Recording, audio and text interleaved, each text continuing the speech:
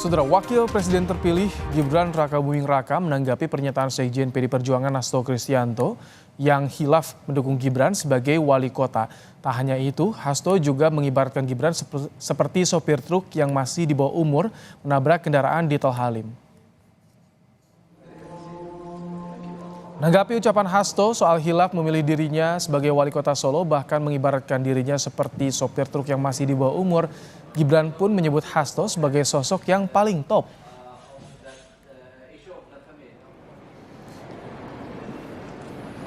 Emangnya saya nabrak? Maksudnya membandingkan katanya SIM juga butuh batasan umur, begitu juga Wapres gitu sih Mas.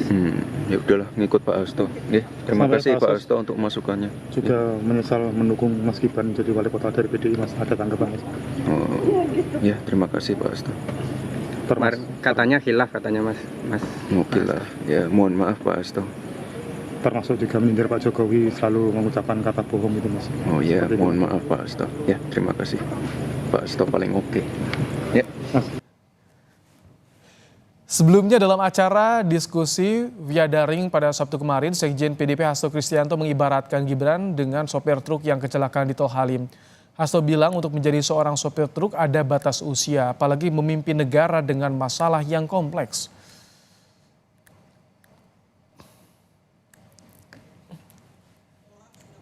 Kami jujur aja kilaf dulu ketika ikut mencalonkan Gibran, karena kami juga di sisi lain memang mengakui terhadap kemajuan yang dilakukan oleh Pak Jokowi. Tapi setelah kami lihat lebih dalam, kemajuan ini ternyata dipicu oleh beban utang yang sangat besar. Utang kita, ya kayak kemarin beberapa waktu yang lalu ada kecelakaan.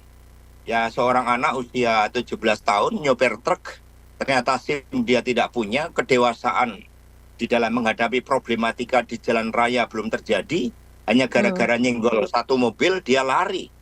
Ini sebagai contoh bagaimana ketika orang hanya berorientasi pada hasil, proses usia itu diabaikan, maka ini juga berbahaya.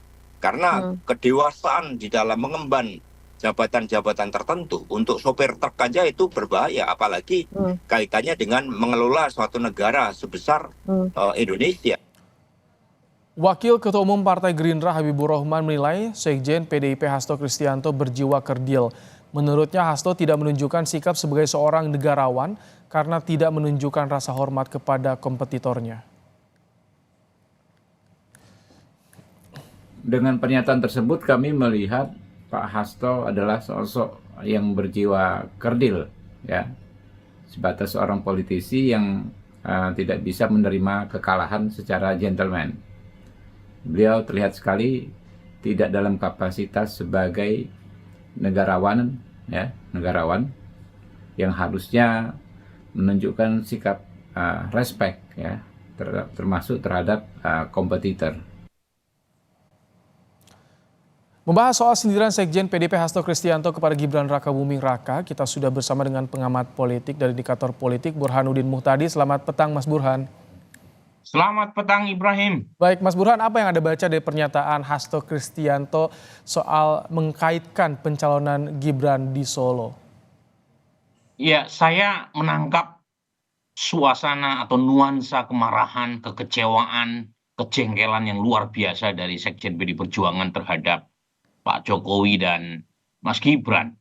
Karena untuk kesekian kalinya Mas Hasto melontarkan serangan terbuka, kekecewaan terbuka, kemarahan terbuka kepada terutama Pak Jokowi dan Mas Gibran. Sesuatu yang secara personal mungkin kita bisa memahami, ya, betapa Mas Hasto yang mungkin merasa partainya itu berjuang dari bawah hingga ujung, ya, mengusung Pak Jokowi termasuk juga putranya Mas Gibran sebagai wali kota Surakarta, maju sebagai wali kota, kemudian juga akhirnya untuk Pak Jokowi sampai pada tingkat presiden, itu terjadi perselisihan politik yang luar biasa yang memisahkan PDI Perjuangan dengan keluarga Pak Jokowi.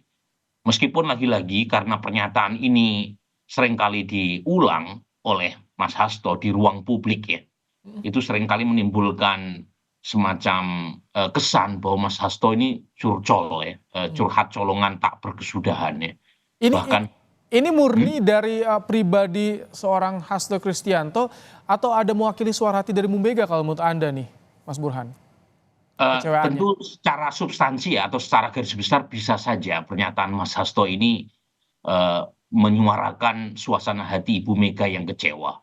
Tetapi dalam bahasa yang lugas tentu pernyataan yang disampaikan oleh Mas Hasto langsung dari dirinya ya.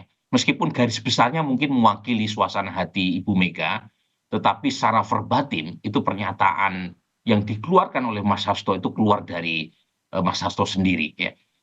Kita bisa menangkap Ibu Mega juga kecewa terhadap Pak Jokowi atau terhadap Mas Gibran ya. Tetapi analogi-analogi misalnya seperti Mas Gibran yang diibaratkan seperti supir truk yang menabrak ya di gerbang tol Halim ya, kemudian juga khilaf mencalonkan Mas Gibran sebagai wali kota, itu saya kira kreativitas Mas Hasto.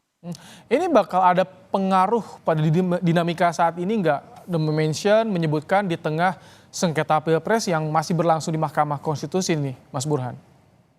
Iya, saya kira lagi-lagi ini tidak lepas dari narasi yang selama ini disampaikan oleh sebagian faksi PD Perjuangan, terutama dari Mas Hasto ya. Dan kebetulan bersamaan dengan proses sidang MK, yang lagi-lagi kalau misalnya paslon 03 yang mendukung Mas Ganjar, tim hukumnya terlalu fokus pada soal angka, itu terlalu jauh selisih antara paslon 02 dengan 01 atau 03.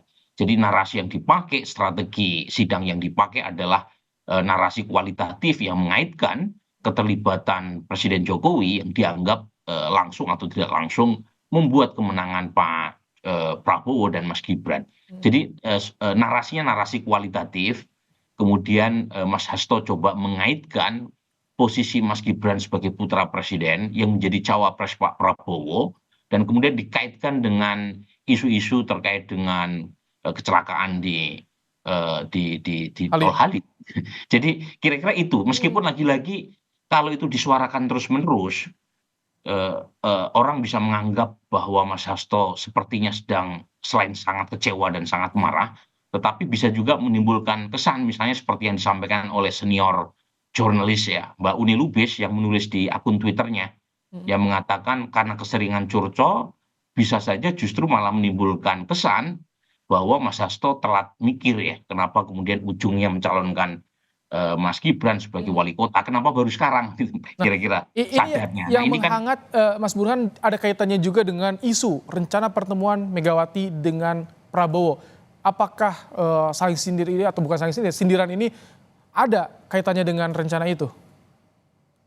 Nah, saya tidak tahu persis ya, tetapi memang sudah ada indikasi pertemuan Pak Prabowo dengan misalnya orang dekat Ibu Mega ya, Pak Oli ya, Gubernur Sulawesi Utara. Dan saya kira pertemuan keduanya tidak mungkin terjadi kalau misalnya Ibu Mega tidak mengetahui ya. Nah, apakah ini semacam pretext menuju pertemuan Ibu Mega dengan Pak Prabowo? Kita tunggu nanti. Tetapi dugaan saya, Ibu Mega dalam rangka bertemu atau menjajaki kemungkinan koalisi dengan Pak Prabowo itu sangat tergantung oleh relasi antara Pak Prabowo dengan Pak Jokowi.